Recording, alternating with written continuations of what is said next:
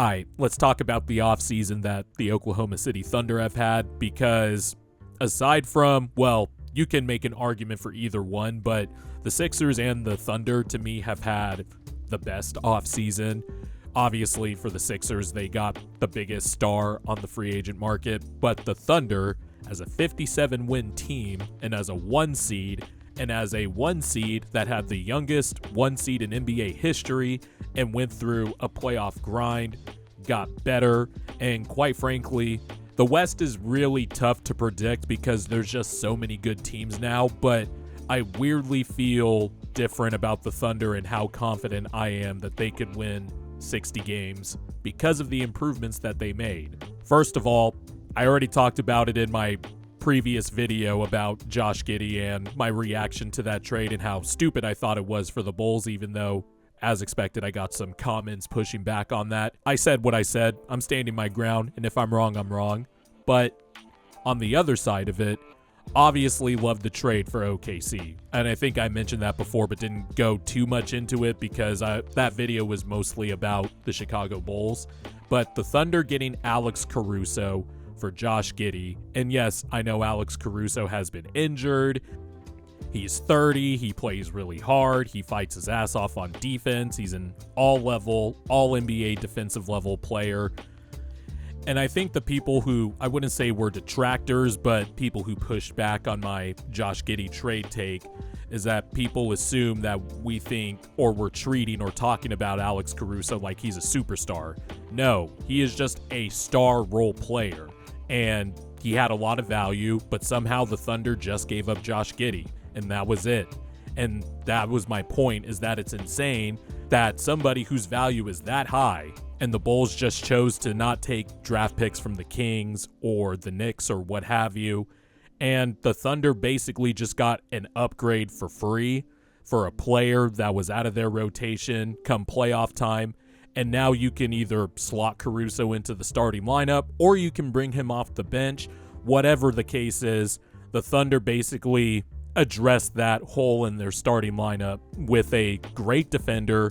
And, you know, he upped his three-point shooting last year, though it was still, I wouldn't classify it as low volume, but he's not like a quick trigger, high volume guy, but he still shot 41% from 3 last year. He's going to get all these open looks off of the driving kick style of the Thunder, and I just think Alex Caruso fits in quite well. And the best part is you have a lot of optionality to start whoever it is at the 2 guard next to Shai Gilgeous-Alexander, whether it be Isaiah Joe, whether it be we see another leap from Cason Wallace and he starts, or Alex Caruso even. My point is the Thunder somehow even have more options now. And then to top it all off, the Thunder, with their use of their cap space, got Isaiah Hartenstein for, yes, it's going to be $30 million a year, but it's going to be declining every year. And this was the perfect time for the Thunder to sign somebody because Hartenstein is going to expire right around the time Jalen Williams and Chet Holmgren get their contract extensions.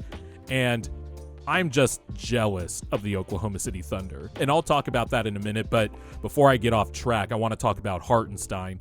The reason I love this move for the Thunder is that, one, it's clear, based on this offseason they're having, Sam Presti followed through on his word. He was basically like, yeah, we want to see what they do in these playoffs. And they addressed, one, the need for a really good rebounder, a physical bruiser like Isaiah Hartenstein.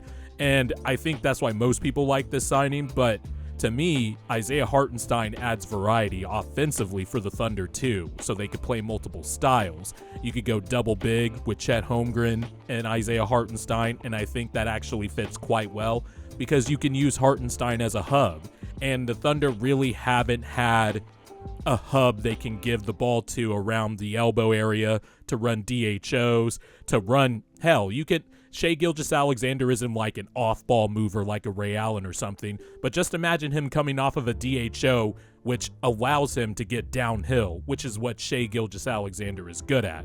Same with Jalen Williams. If Jalen Williams maybe had a DHO partner, maybe he could have shot a little bit better in that Dallas Mavericks series. Again, it was his first time going through a playoff run. I just like the variety now that the Thunder have because Isaiah Hartenstein can be used in a bunch of different ways offensively, and as he showed, unfortunately, against my Sixers in that playoff series, he kind of has a nice release valve teardrop where he's like the fifth option on offense, but when push comes to shove, if the defense is ignoring him and the offense needs a release valve, Isaiah Hartenstein can hit that teardrop.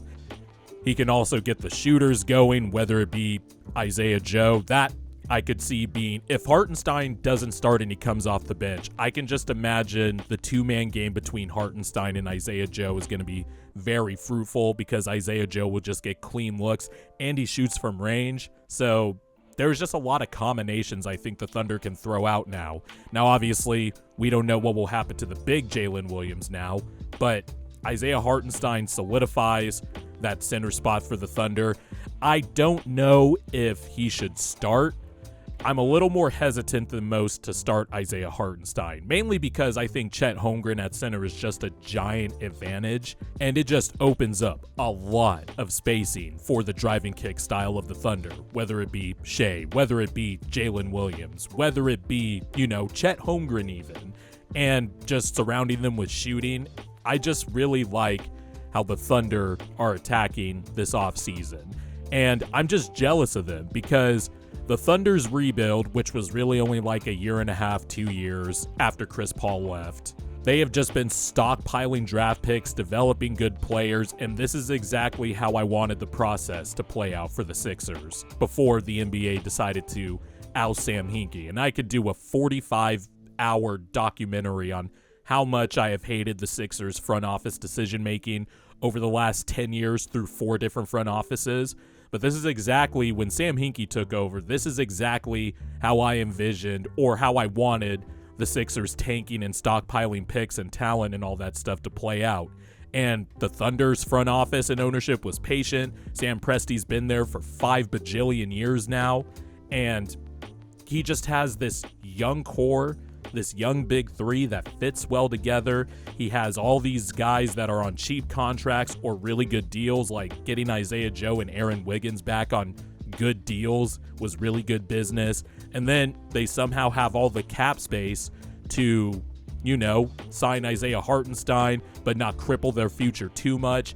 The Thunder are just well set up, especially in this new CBA era where everybody's just deathly afraid of reaching the second apron. The Thunder are just well prepared to deal with that. They have 4,500 draft picks. I'm not even kidding. Next year in 2025, the Thunder have 5 first-round picks. Of course, there's protections on 3 of those picks, and I think one of them is a pick swap. But it's still wild to me that I'm looking at fanspo.com and I just see that the Thunder, who again won 57 games last year and got better with these 2 signings, have 5 first-round picks next year. And they have a bunch more in the future, so they can somehow always supplement or replenish cheap young talent to build around their superstar Shai Gilgeous-Alexander, their upcoming star Jalen Williams, and another rising star and an important piece of the Thunder, Chet Holmgren. To me, it's just a masterclass in the way that they threaded the needle to have their team be competitive and contenders in the present, but still somehow have a bright future because they have all these picks, these cheap contracts. They could still make big trades if they wanted to. They have a lot of flexibility in case they do get like hard capped or something. They could just probably maneuver out of it because they have these picks to offload too. It's just really good building by the Thunder and Sam Presti, and it took a lot of patience, which is what I wish the Sixers would have had when they first hired Sam Hinkie. And the reason I keep bringing that up is because I see a lot of similarities with how they started, and not that the Thunder were intentionally tanking. Again, they traded for Chris Paul. Really, that team was so underrated and fun, and they already had a bunch of picks just from trading Paul George, who was at the peak of his value when he finished top 3 in MVP voting in 2018-19. And then Chris Paul left, but Shai Gilgeous-Alexander was already ascending. And again, after Chris Paul left, they had a 2-year blip where they won under 25 games back-to-back seasons, and then won 40 games, and then won their first play-in game against the Pelicans, then lost to the Timberwolves, and now they're here. They took one of the biggest jumps in NBA history in the 2023-24 season, and now they're just perfectly set up for the future. So kudos to the Thunder for killing the offseason and arguably having the best offseason despite being a 57-win team. Again, if there is one solid prediction I can make next year about the Western Conference, and it's very obvious, I'm sure, to a lot of people who follow the NBA, but I think the Thunder are going to finish with the number 1 seed again. And again, we are in July. Rosters are just on paper, and, free agent signings, we don't know how they'll play out until, they get on the court. But the Thunder have the same team back, basically, and they added one of the best defenders, one of the best 3-and-D role players in the NBA, and one of the more underrated bigs last year in the NBA in Isaiah Hartenstein. So the Thunder, I think, are going to win over 60 games, and they're going to be the number 1 seed next year.